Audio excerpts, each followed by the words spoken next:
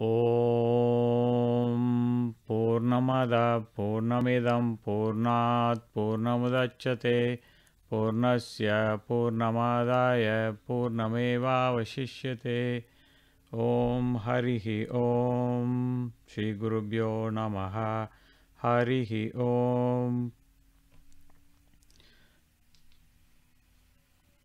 Today we are starting a new series in English of talking about Itihasa Puranas and the practical connection in our daily lives. The focus being practical application in our daily lives. Traditionally, throughout the millennia, our rishis and gurus have always emphasized on the bhakti aspect, on the jnana aspect, or on the dhyana aspect when we talked about Itihasa Puranas. But in today's world, we have a generation of seekers who have been connected to Sanatana Dharma only because of their deep vasanas, but with no proper guidance from their parents or grandparents, because those generations have dropped the ball. We are not telling that in a complaining way, we are telling that as a matter of fact. So how do we turn to Itihasa Puranas? When we look at them, we again look at Ram did all these things, Krishna did all these things, Shivji did all these things, and these are things that are very far from our understanding, and we either try to look at it from an acquired bhakti lens, or we try to look at it from, hey, you know what, these are not credible stories. Because we have been raised in a secular way, I should say secular way, because it's sick. And what has happened is, we have a generation of people who are thirsting for this information but unable to connect. So to fill this void, we are going to look at Itihasa Puranas and see how we can apply in our daily lives. Once we start applying in our daily lives, what is going to happen is, we are going to have an increased interest, and by repeated reading and listening and discussing, we are going to acquire the other missing elements like bhakti, jnana, viveka, vairagya, etc., etc. So that is going to be the format of all our talks and all our focus, what we are going to do in this Saturday talk series. And today we are going to look at our life problem, where all of us have got some problem or the other. If somebody has no problem towards the end of the talk, please come and announce yourself that you have absolutely no problem, no obstacle, none whatsoever in your life, ever. I would love to meet you. But we all have some sort of obstacles, and the challenge is, we don't know, we are not given that moral foundation, that ethical foundation, that dharma foundation that helps us to stand tall and punch through the problems.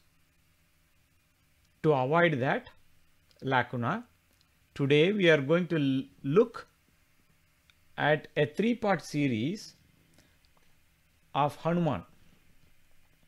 One of the best problem solvers we have in our Itihasa Puranas is Hanuman.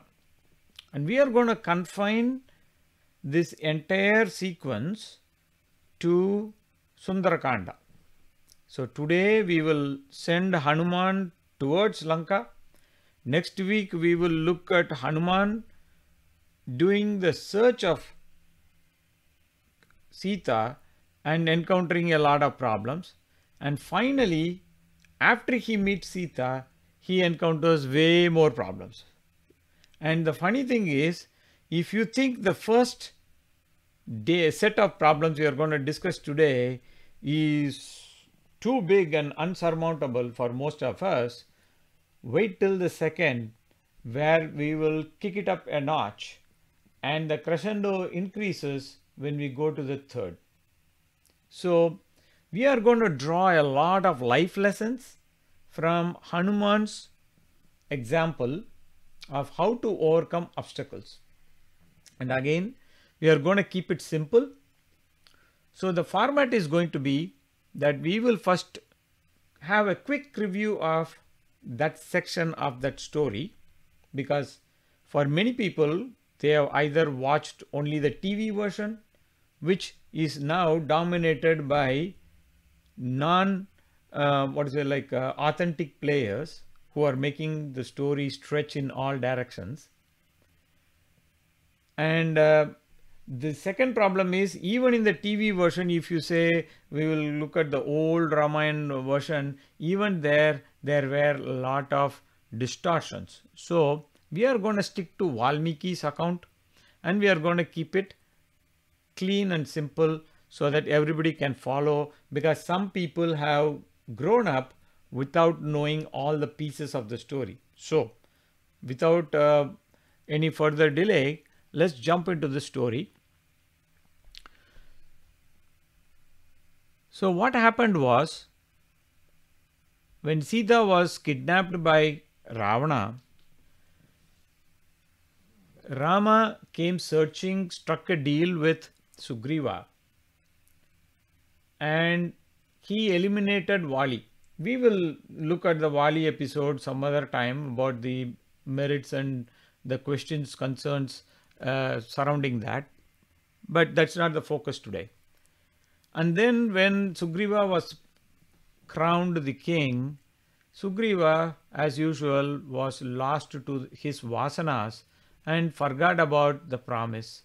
So Rama waited for 2 more months beyond what the time was given, showing restraint and patience, and then seeing Rama suffer, and Rama also one day said, okay, I will send Lakshmana. So he sent Lakshmana with a message first, and then looking at Lakshmana's outrage, he said, wait, let's tone it down. If you send Lakshmana for such a mission, you know how angry he can get, especially when it concerns Rama's interests. So what happened? Lakshmana went and spoke. Then they had some more interaction. Tara and Hanuman were introduced to the scene to placate Lakshmana. And then Sugriva said, I have made arrangements to get all the Vanara Sena from different parts of the world, and here is the army. Now he starts picking up the slack, and he starts showing his administrative skills. He divides the army contingent into 4 parts, 4 search parties. The 3 smaller ones were sent in north, east and west. The largest contingent, headed by Angada, populated by the stalwarts and the likes of Jambavan, Nala, Neela, and also Hanuman, was sent to the south. They were given 1 month to finish this task, and the southern contingent, the first 3 contingents came back with the allotted time, saying that we couldn't find anything. But all the clues were in the south. So Rama, he didn't focus on Angada. Here is a point to ponder. He zooms in on Hanuman and says, Hanuman, come over here. Here is my signet ring. And these are some of the conversations I have had with Sita. So when you meet Sita, you can have this conversation. Just think about it. You may not have confidence in yourself, But if somebody whom you are looking up to calls you and says, I have faith in you, you go and do this, what is the level of confidence you will have in you? You can borrow that confidence from that person and transfer it to you. Just like a mom encourages the child, hey, you can walk. It's a toddler baby just trying to walk, right? She encourages. So same way, like if there is a fire and in the third floor, and the firefighters put a mattress and say like, hey, jump, your house is burning and you are in the third floor, to jump that much, somebody needs to coax you. But of course, fire will do a better job, but the firefighter is saying jump, and then you are going to jump onto the net, right? So sometimes we need somebody else to believe in us before we believe in ourselves. But we are getting ahead here. So the southern contingent Vanaras went, and they got lost in a cave of Swayamprabha, who gives the tip that I will transport you to the southern shores where you will get the clue. But now, like some of us, when we are facing the problem, what do? We say, I can't do this, and we tend to quit. We stop believing in ourselves, and that's exactly what Angada did. He said, hey, you know what? 1 month is up. We have not done the task. I'm going to commit suicide. This is a crown prince. But that's exactly what happens to many of us when you face a crunch situation in life. When you are put under pressure, you say, nah, I can't do that. And then Hanuman had to tell him the merits and demerits of his decision, and also explain to him some more. And then he says, okay, now watching this conversation, all the other Vanaras chimed in, hey, you know what? Since we have not done, we can't go back, because you know what? Sugriva has a reputation of not being tolerant.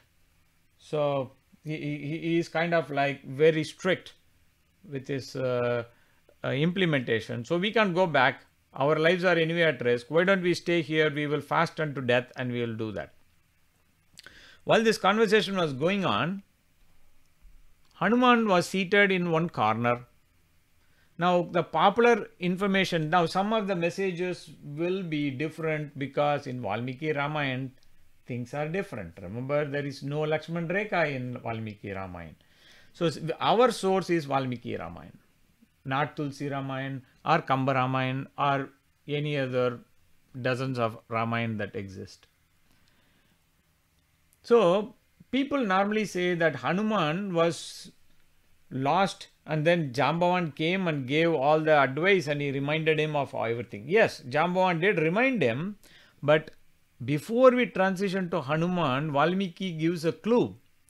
He says, Hanuman is ekantam ashritya susuke upavishtam. That means he was seated in Sukhasana, and he was seated alone. Imagine when all these Vanaras are all like doing the circus of like, I want to die and whatever, Hanuman is doing that. Now, before one small incident happened, I jumped a bit quickly. How did the Vanaras know that Sita was there? Is there any confirmation? One incident happened just before this Hanuman seated alone scene. There was all these Vanaras were thinking we will all die. At that time, there was one giant creature that approached, and it was interested in eating these people as food. But as it came closer, it heard the word Jatayu. And then the creature said, hey, who is talking about Jatayu? He said, the Vanara said, hey, Jatayu did so much service to Rama, but we are all there, we can't even do the service because we can't find Sita. So he said, like, what happened to Jatayu? Oh, he went to moksha because Rama did all the rites and gave him that special funeral which took him straight to moksha. So now he said, like, I will give you the information. I am Jatayu's brother Sambadi. And when we were young, we were flying in the sky, and our goal was to fly higher and higher. As we went higher and higher, my brother Jatayu's wings started catching fire. Again, we know today's language that, but for whatever reason, he was getting fatigued or he was catching fire, whatever. So his brother Sambadi, he protected him by flying above him and giving that cover, and that way Jatayu lived, but Sambadi got his wings burnt. And now he says, I see Sita like clear as day. She is in Lanka. You guys are so close to the target, but I can't do any more help. But while he was doing this Rama Kainkarya, his feathers started growing, and he said, thank you, and he said, Jai Shri Ram, and he went away. That is the power of one small Rama Kainkarya. And then what happened? These Vanaras were, now the ego comes in. One Vanara said, I can jump 10 feet. Another one said, I can jump 20 feet. Another one said 30 feet, so on and so forth. But they always found themselves way too short to jump the gulf. So they went and looked at the best among us is Angada. Angada said, I can jump, but only one way. I don't have the energy to come back. Now the Vanara said, you know what? We already lost one person. We are sending a rescue mission. If you are not strong to the thing, then how will we come and search you? No, this is not going to work. So Jambavan started telling, like, hey, you know what? Back in the day, when Vamana became Trivikrama, I went around the world 21 times non-stop. You know, there are some people who always talk about the old stories. You ask them, like, what do you do now? Oh, no, now I know nothing. These are all old stories only. Jambavan was like that. He's fond of telling stories. So he said, like, now I can barely jump that far. So I am also useless. At that time, they looked around. Is there anyone? Then Jambavan remembered, hey, we have Hanuman here. What are we even talking? And Hanuman was seated alone comfortably. So he goes to Hanuman and he tells, hey, you did all this when you were a child. Remember? You should be able to do that. But you also should look from a different angle, that Hanuman himself already had the seal of approval from Rama. He was already the one personally chosen for the mission. Hanuman knew that. He was thinking, probably, this is again extrapolation on my part, how can I deal with these guys when these guys are so emotional, ready to kill themselves by suicide and whatnot? So if I go 1 month or 1 day or 10 days, I don't know how long the mission will last. If these guys are not emotionally stable, what will happen? When I come back, nobody will be there. How do I take care of both situations? Probably these were the thoughts going in his mind. So what happened? Hanuman took a giant form. He took a giant form and he started telling words of, like what we do, like these boxing people do, right? They tell words of cheering themselves. Hey, I will beat you up. I will do this. You know, like Olympic athletes, they write a small sheet of paper, what is their run time, and they put it in their shoe. And this is how New Age people have stolen all ideas about Hanuman and from Hanuman, and they have implemented it. And the same thing is being taught to us in New Age leadership and all this junk. But if you listen to Hanuman, you will get the original source. You will get straight from Hanuman's mouth and mind. Okay. So Hanuman takes a giant form and he starts cheering his team. His team needs his support. So as a good leader, he looks at the team and he is looking like as tall as a mountain now. He looks at the team and says, don't worry, I will go to Lanka. if he is not in Lanka, I will go to Patal Loka. I will go to Swarga. I will go anywhere. I will leave no stone unturned. Don't worry. Now the Vanaras are all cheering up. They are like, they were all ready to succumb, but now this new energy from Hanuman totally transformed the situation. Now what happened? Hanuman said, let me go. But before he went, he did a most important thing which we all need to include in our lives. That is pray. Hanuman teaches us how to pray. He prays to Vayu Bhagavan, he prays to Indra, he prays to all the devatas, and he is also praying to all the rishis and all the elders in the like people like Jambavan who are in the team. He is seeking their blessings too, and he is getting the cheers and wishes of all the juniors who are in that Vanarasena. And now what happened? These Vanaras and everyone is cheering, but the most important person Hanuman is focused on mentally, and he is repeatedly bringing Rama to his mind. And he's saying, Rama, without your grace, I can't do anything. Please give me the strength.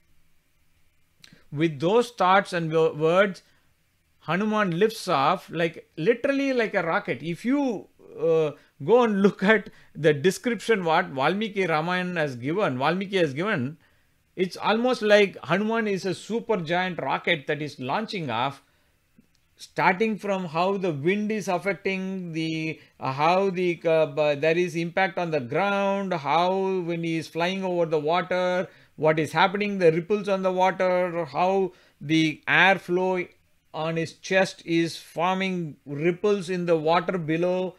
Beautiful description. Almost one full sarga of this description. We can get lost in that. But let's come back. Now as he is flying, what is happening is there is one huge mountain that is growing out of nowhere. This mountain is called Mainaka. This Mainaka was once upon a time when, now again you have to understand this is a figurative explanation. You should not take it literally. I'm telling that ahead of time. So don't come back and say like how mountains had wings. So there was a time when mountains were shifting, right? Like tectonic plates and things like that. So when mountains were shifting, due to Vayu Bhagavan's help, this mountain went and hid in the ocean, in the Sagara. So this mountain was, Mainaka was feeling indebted to Vayu and hence Hanuman. Sagara, the name Sagara itself comes from one of ancestors of Rama, Sagara, right? Sagara's son, they came digging for the Ashwamedha Yajna horse, and they came all the way to Kapila Muni's ashram, and that's where they found and they all died, and then Bhagirath story, all those things happen, okay? But that's why we call, originally the word Sagara was pointing towards Bay of Bengal. Now even today, if you look at oceanographic there are some strange straight lines that almost is parallel to the Coromandel coast in water, underwater. It's kind of hard to tell, but looks like if you can have conjecture, you can probably project that these are probably the channels that were dug. We don't know. Unless research is there, one can't say one way or the other, right? But this Mainaka was suggested by Sagara that he should go and be in service of Hanuman. Hanuman didn't expect this sudden mountain coming, and when he went and he bumped his chest off the peak, now Mainaka took a form and it said, hey, you know what? I intend to serve you and Rama. So please stay here like some rest area and then you can go. One thing we need to understand, one of the things what the Vanaras had all seen and what Hanuman said was, I will go like Rama Bana. That means I'll go like Rama's arrow straight to Lanka. He had made that word already to them, and he didn't have time to waste. He said, he said, now you can't be snubbing a person who is friendly, because that's not considered good, and you may be causing more problems for yourself if you do that. So he said, sorry, I'm on a mission, but on the way back, don't worry, man, I will be here. Thanks a lot. And he patted his back. And Mainaka was happy that he offered his service, but it's like a rain check, which Hanuman said he will take care later. So he just left.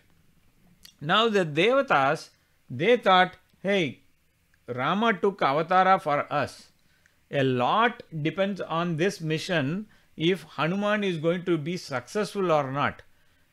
How do we know this guy is going to be really successful?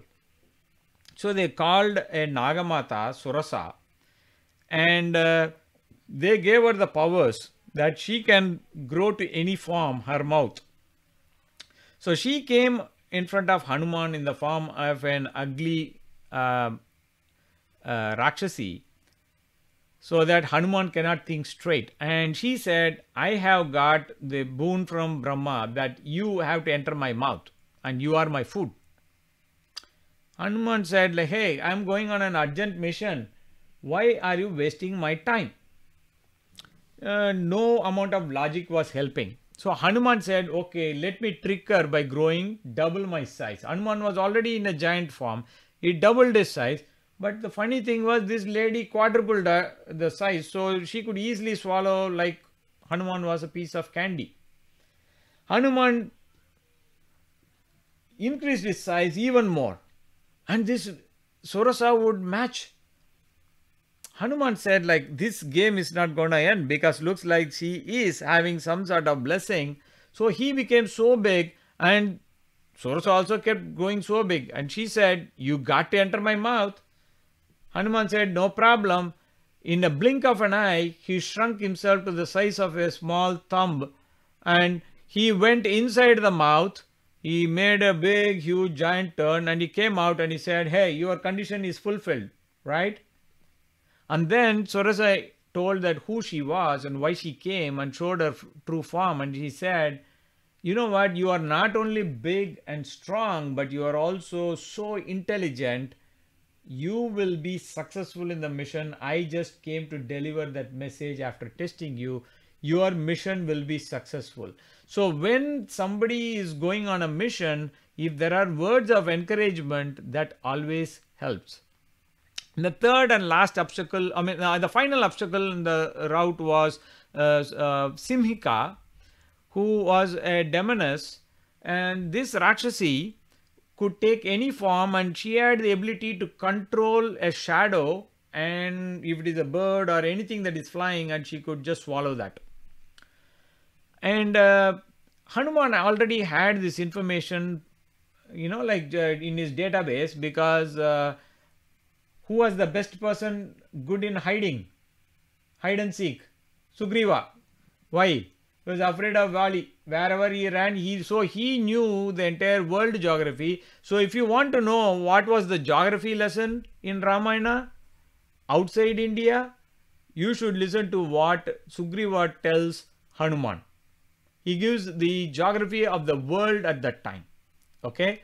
And same way, you get a geography of a lesson in Mahabharata. The interesting thing is, they both are not exactly the same, because the sea level changed and things like that. How the rishis knew this, God only knows, only the rishis know. But you can go and do a geography lesson difference between Ramayana and Mahabharata. Maybe one day I will have free time to do a write-up on that. Right? So what I would also want to say is, there is a article, the related article, which I have put, I just posted it on the top. You can see that.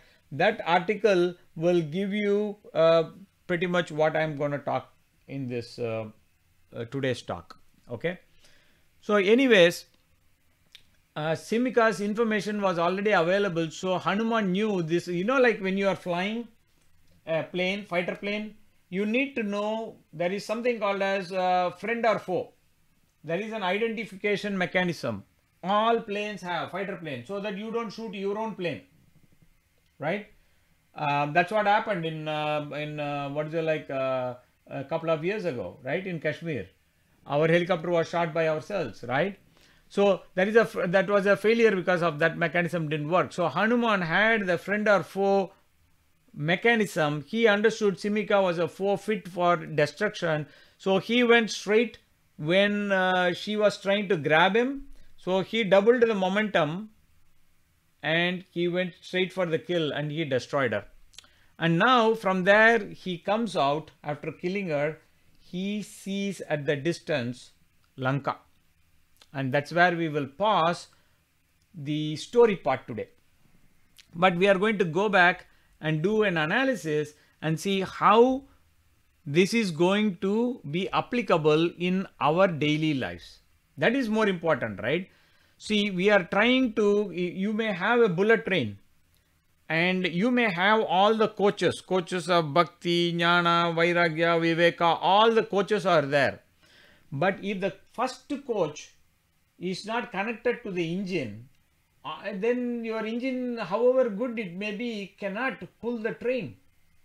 So what is the thing that connects Itihasa Puranas with all this Bhakti, Jnana, Viveka, Vairagya, all those good qualities is the practical application.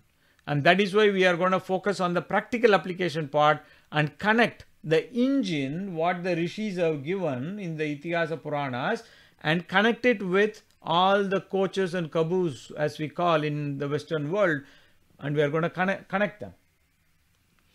So we already saw that Hanuman, let's look at, there are like, we can extract 5 different, problems that Hanuman solved in this process. Okay. What is the first problem that Hanuman had to solve?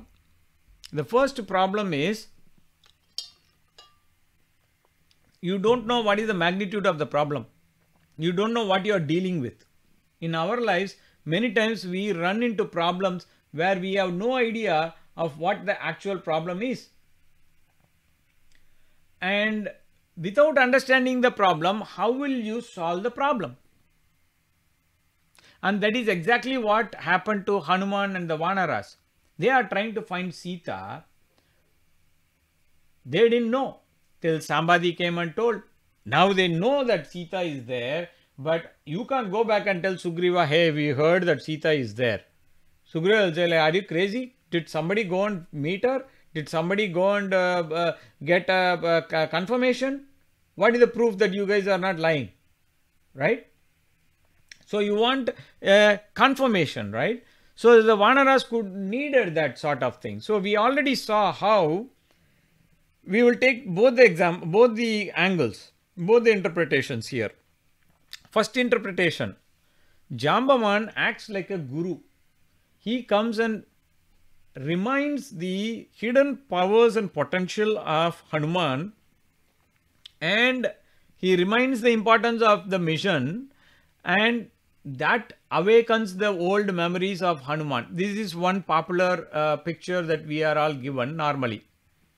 So what happens is, we all need someone who can put the spotlight on us and tell that, hey, you can do that. You have the potential. Now, unfortunately, the people who are genuinely giving those information are far and few, because they don't know their own potential. Forget about giving tips on somebody else, right? But in many companies, if you go, they have a culture, they have like a senior person who is assigned as your coach, and you are going to be going and getting some tips from them, how to do, what to do. So they are going to give some tips. The second angle we are going to look is the other way around. Like, so first and foremost thing, what is the first thing you need to see is tap into a higher source. So it's all about perspective. I'll give you a quick example if you can visualize it for me. close one eye if you are not driving, wherever you are, and take something small in your hand. If you get nothing, just take the phone and keep the phone closer to the open eye. One eye is closed, the other eye you are putting the phone close to you. Now this phone is going to hide the entire field of vision, and you are not going to see the world. That is what problems do. You think the problem is of the dimension of the size of the world, because all you can see is the problem because you are holding it so close.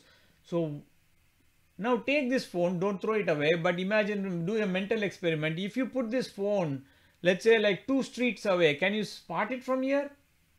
No matter how good eyesight you have, you can't spot that. Now if you put it on the other side of the town, you won't even know that such a phone is there, right? So you put problems in perspective, you are going to overcome them easily. So instead of going, many of us go to a temple, or even without going to temple, we go to bring Bhagavan to our mind. And instead of doing Vishnu Sahasranama or Shiva Sahasranama, things like that, what we do is, oh Bhagavan, I have this problem, I have that problem, oh Bhagavan, I have this problem. We have continuously talking about problem to Bhagavan. What we should be doing is, you turn around and look at the problem straight in the eye and say, oh problems, I have a big Paramatma behind me. I have a big Bhagavan behind me. Now see where the problems disappear.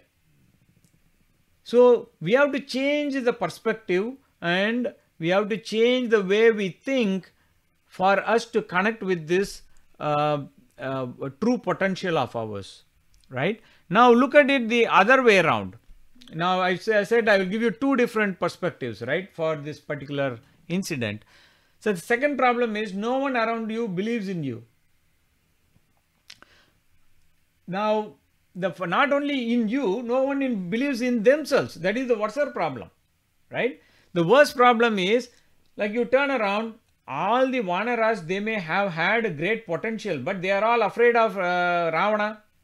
So they are saying, like, I can jump 20 feet, means they are saying, no, I can jump only 10 feet. And even if they are having the ability, the fear starts, fear, doubt, confusion are all the things we have in our lives. When we start looking at a problem, they come and curtail our potential. So we should not be succumbing to those forces. So what Hanuman did? The important thing is, Hanuman, what did Angada do? He wanted to end his life. He wanted to run away. He wanted to give up, throw in the towel and walk out. What is Hanuman saying? No. Look into your problem, understand the dimensions of the problem, and dig deeper. Now, we all have different types of strengths. We have physical strength, we have financial strength, we have strength in numbers like relationships, we have mental strength, we have intellectual strength. But what is the source of all this strength? The source of all this strength is Atma Bala. The real source, what is the true source of your true inner core? Your Atma is the source of all this strength. But some of it get exhibited in the physical realm, some of them exhibited in the mental realm, some of them in the financial realm, and so on and so forth. Now, how do you tap this? How do you tap this? If you want to tap this, you have to get disciplined. Now, if you have to get disciplined in what? Disciplined in Dharma. When you and I are disciplined in Dharma, what is going to happen? We will get the ability to connect with the source. Now, let's look at this. When everybody was looking at fear that was chopping their true potential, Hanuman was focused on, hey, Rama already gave me the signet ring. Rama already believed in me.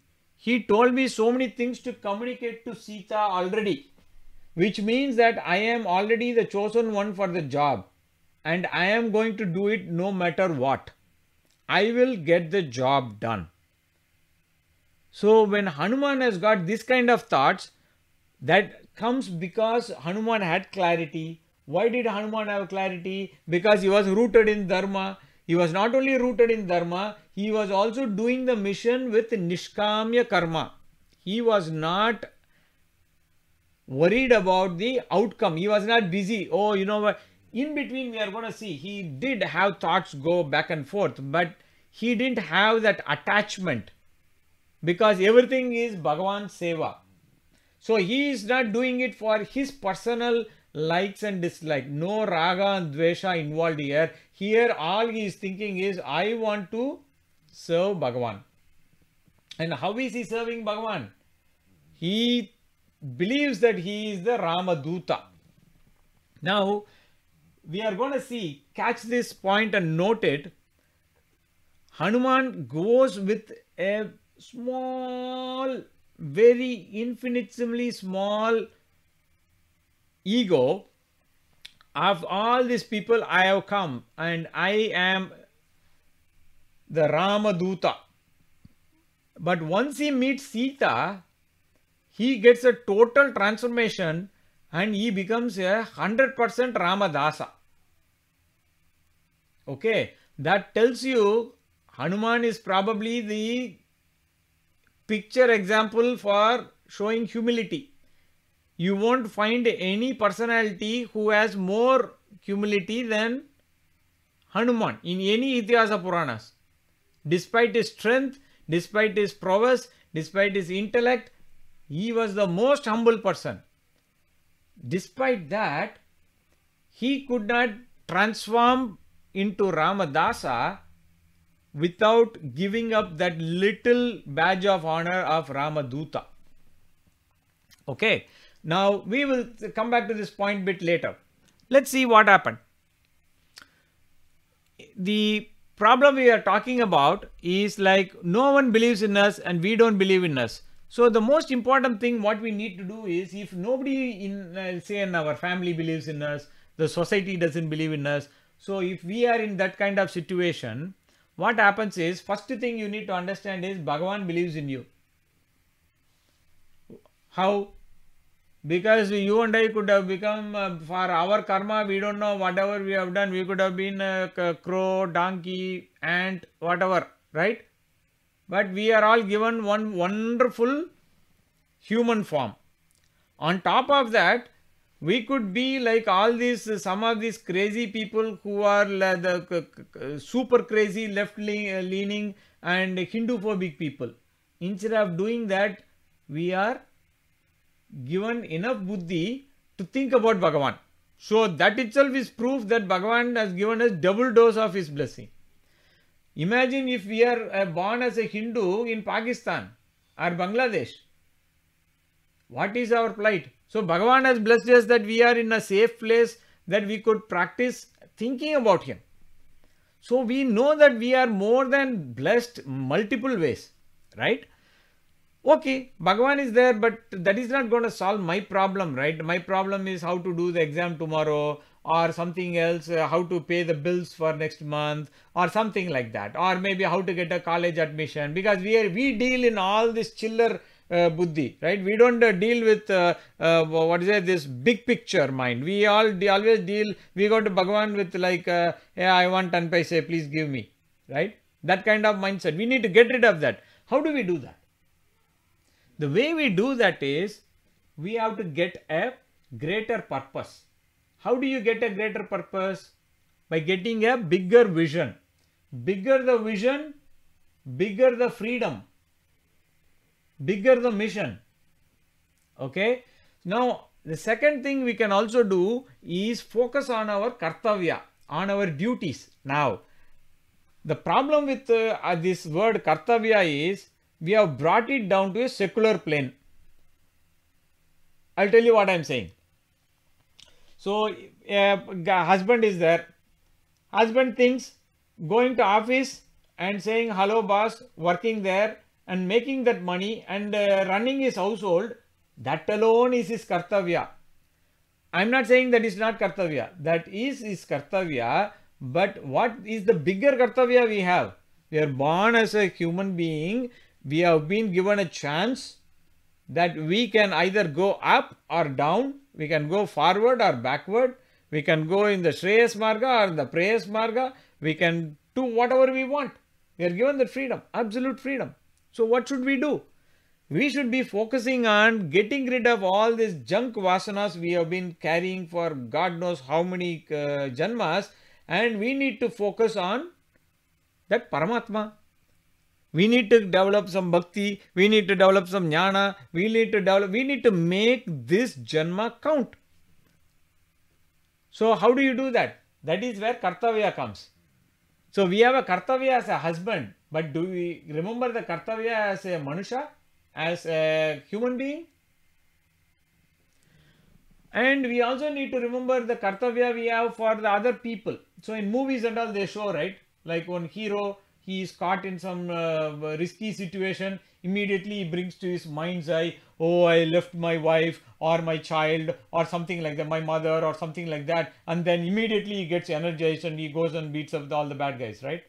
So same way, when you look at obstacles in life, we need to, when I say you, I should say we, okay? So what I mean is we need to learn to kindle that fire within.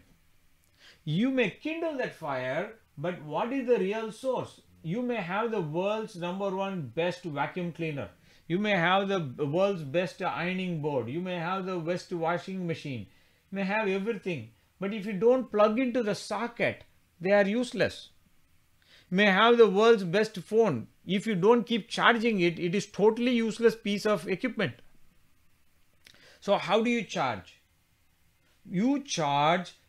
That process is called being rooted in dharma. That process is called staying true north. That process is called connecting yourself to your Atma Shakti, your Atma Bala. So when we understand that, we can overcome any type of problem. Okay, now what happened? Let's go to the third problem which Hanuman faced. It's called friendly distractions. What is the friendly distraction? Mainaka wanted to say, hey, come to my rest area. Come and eat some vada pav. Come and eat some nice bel puri and just have some milkshake. Hanuman said, hey, I am going on a mission. We are already behind our schedule. There is no time to rest. When we have a focus, we need to stay focused. Imagine, like tomorrow is exam.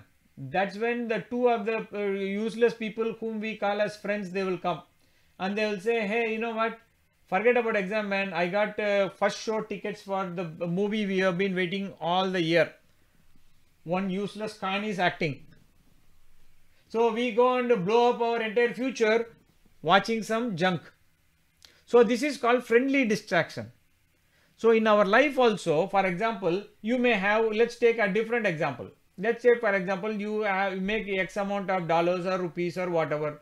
Now, instead of saving some amount, what happens? You may have different reasons to save. You may be saving for your health, your retirement, your children's education, whatever may be the case. You are saving some money. But instead, what happens is there are distractions that come. This may not be through friends. It may come as advertisement. It may come like, hey, you know what? Buy this latest deal. It is available only for the next 24 hours. And if you buy now, you will get one free. So go and spend money.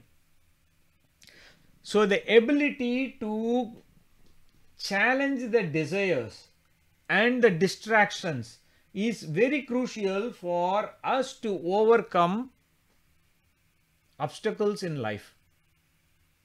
So how do you do that? You must learn to weave through this, just like, you know, the auto drivers drive in India, right? They can go through any gully. They can go through any traffic jam. You learn to weave through these friendly distractions by always remembering the larger purpose. What is the mission?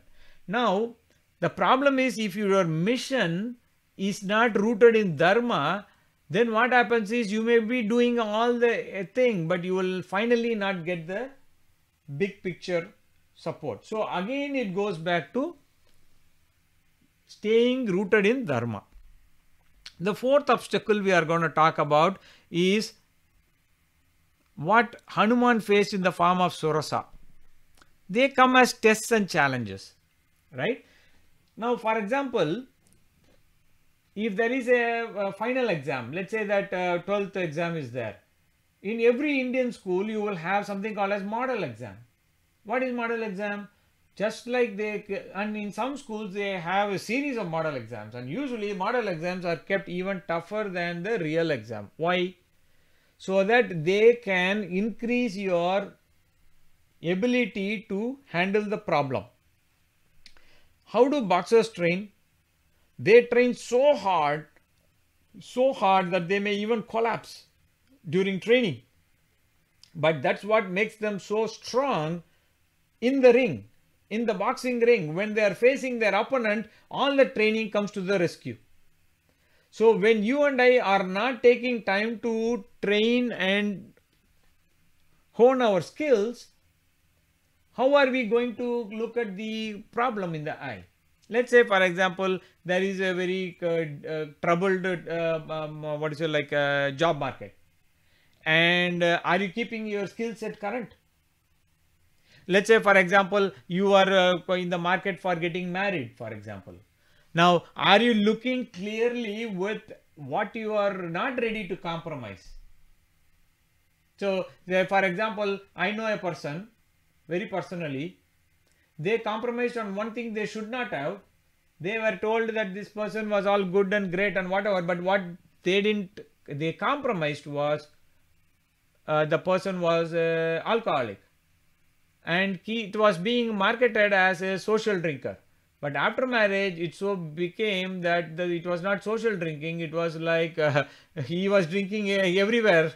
It doesn't matter whether it is day or night or wherever. And eventually that led to liver collapse and the person died. So you have a case of a young widow.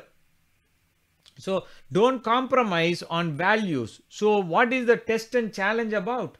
The test and challenge is about, are you always connected to dharma or are you not?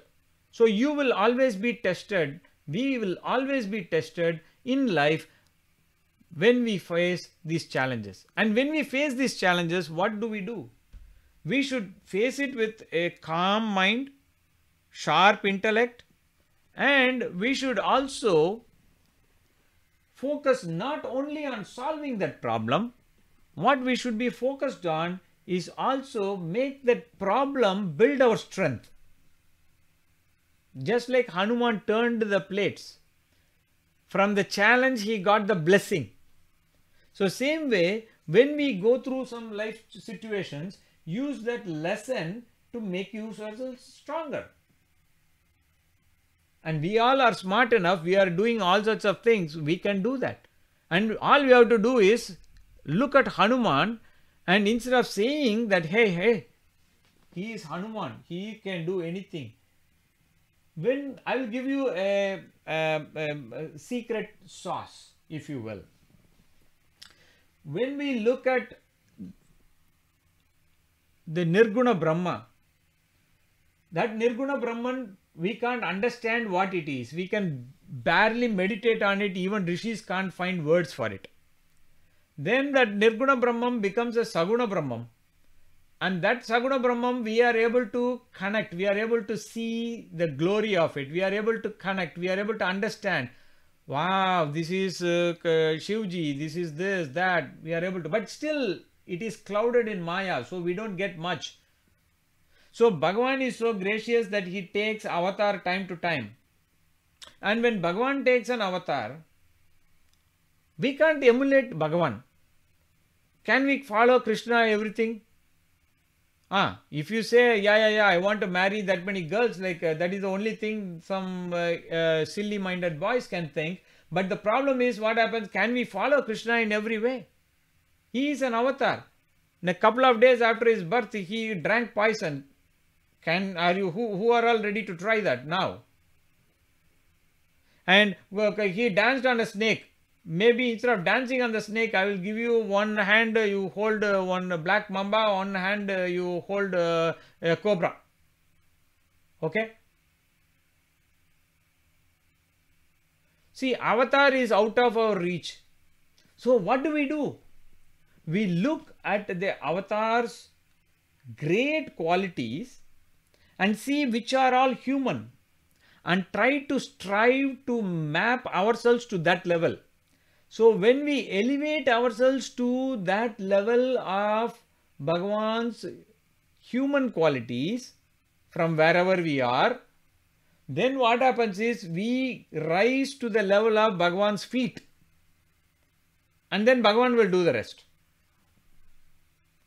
So that is the formula we are trying to do here. We are trying to do Itihasa Puranas and map it back to a practical application, so we gain that respect and elevate ourselves in a human way, and that way we can get closer and closer as our vasanas get diluted and destroyed and replaced with better vasanas, with Bhagavat Rasa. Then what happens is we get closer and closer to Bhagavan.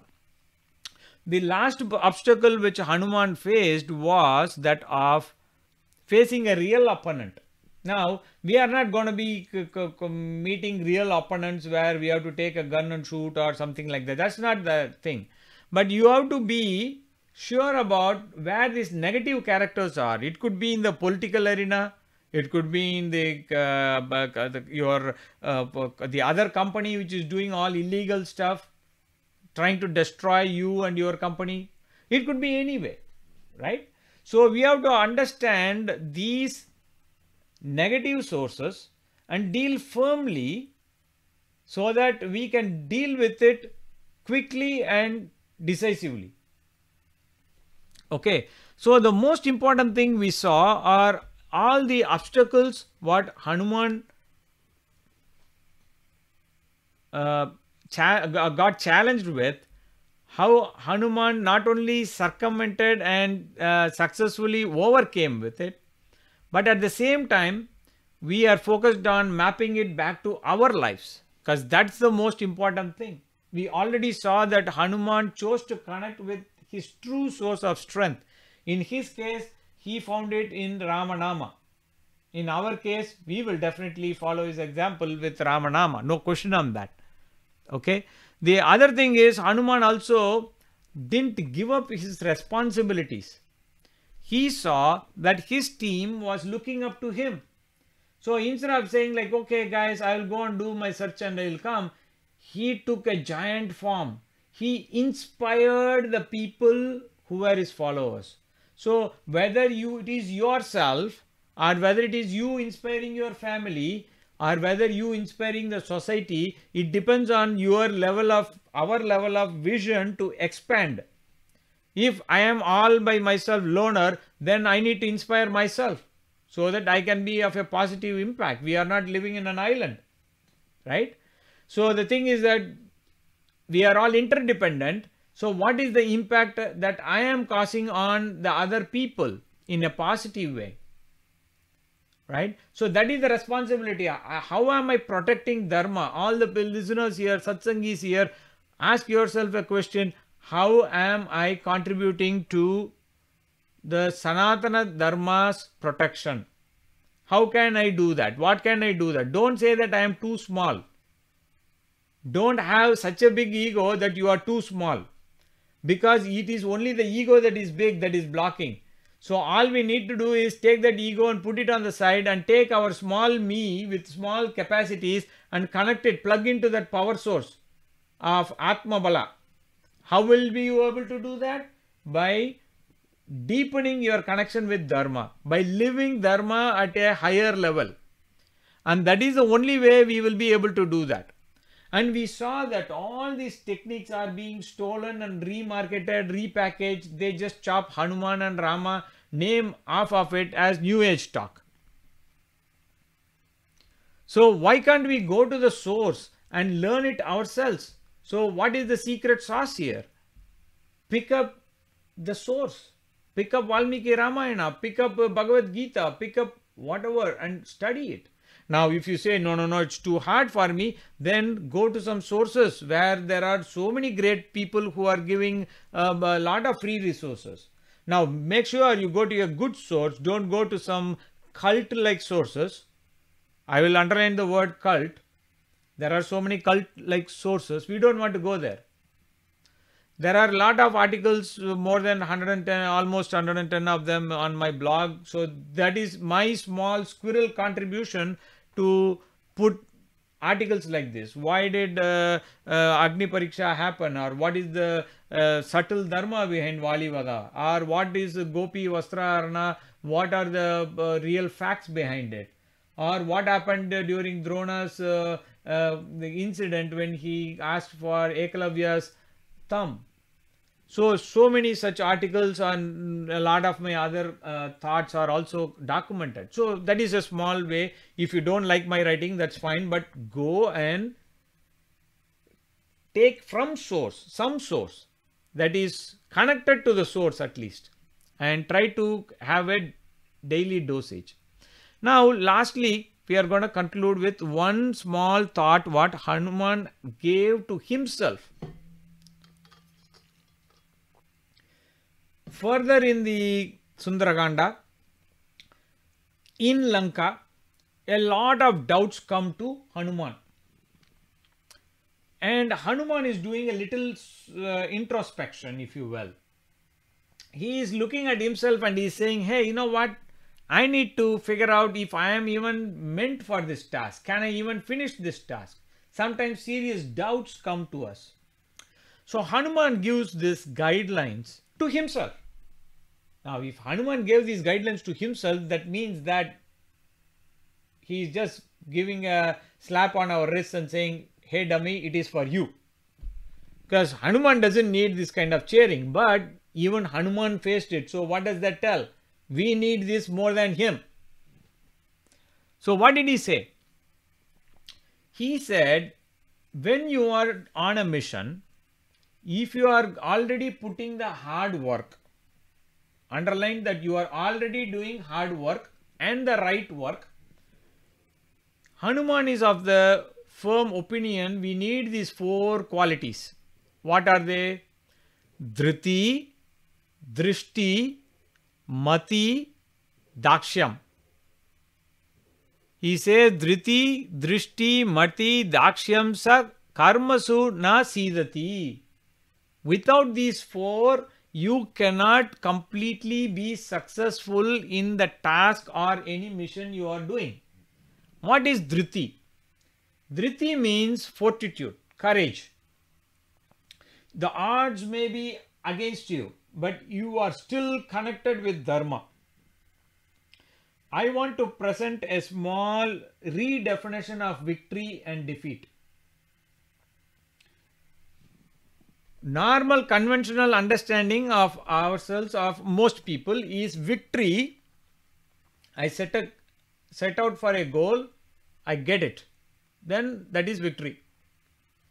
If I don't set for a goal, if I set for a goal and I don't get it, that is defeat. I am going to give a slightly nuanced version of it, flavor of it.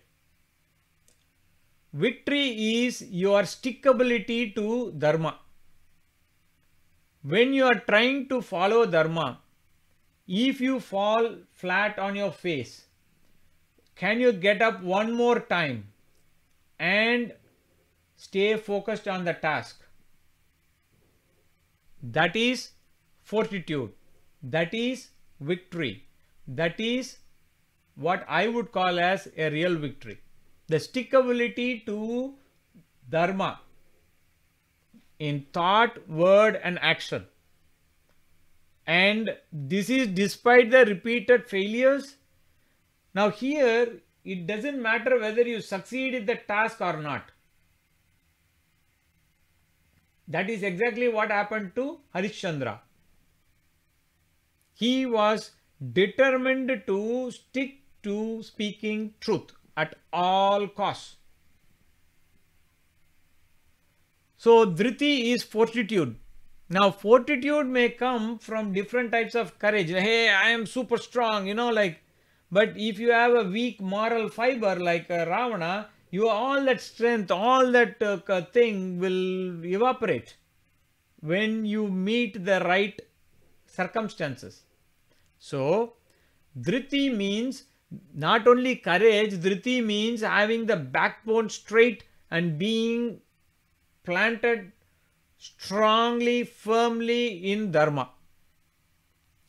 Second thing is Drishti. I already told you, if our Drishti is, if my glasses are colored, the whole world is going to be colored. The size of my vision is going to determine my direction. But at the same time, the skewing of my vision is also going to lead or mislead me. So again, what vision says is, what Drishti says is, are you rooted in Dharma? So we saw you get strength only if you are rooted in Dharma. We saw vision, that means you are rooted in Dharma. Okay, that is 2 out of 4. Now third thing, Mati. Mati means intellect. Now, did Ravana have good Mati? He had Durmati. He went and kidnapped some other person's wife. Was that dharmic? No. It was like swallowing a poison and expecting others to die. So, if Mati needs to work properly, that also means that we have to be rooted in Dharma. So, everything revolves around us being connected with Dharma. The last one is Dakshyam. Dakshyam means skills. For doing anything, you need the required skills. If you don't have the required skills, then you will not be successful. If I am, let's say, the specialist bowler, and I have not even spent one day holding the bat correctly, and if I am now suddenly sent with the mission, I have to hit the last 6 balls, I have to hit 6 sixes. Do I have the skills? No. So we have to have all these 4. So whenever you are looking at the obstacles in your life, ask yourself, is my backbone aligned straight with Dharma? Do I have the fortitude for this challenge, whether it is physical, mental, financial, whatever? Second thing is, do I have the vision? Now the vision, we should have 2 types of vision. We should have vision that is like seeing the bark, that is so close. And you should also be able to have the ability to switch it and flip it and have a vision like the big picture, like looking at the whole forest.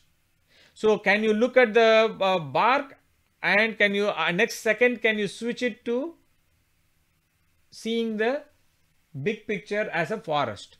So that vision should have that both complementary aspects. Third thing is, do I have the right intellect, right mindset, right? Now when I say intellect, it also includes mindset. Okay, that means attitude and everything.